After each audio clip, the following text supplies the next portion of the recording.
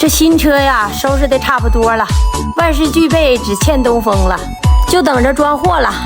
今天呢，我早早就过来把这挂车安上，本来挺高兴的，这一倒车呀，傻眼了，发现这新车头啊和这挂车它俩不合适啊。挂车是平的，车头这个安座啊矮了一大块，这样往前抢头也不行啊。我这又着急忙慌的跑到修配厂来了，修理工跟我说呀，就把这个换成一个高的就好了。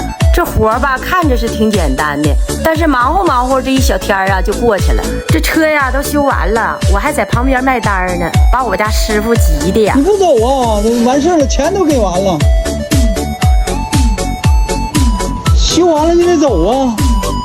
你开的啊？别呀，你咋不开呢？他开呗。你开一个。我那还有一个小车呢。那你开大的，他开小的不？他不愿意开小的。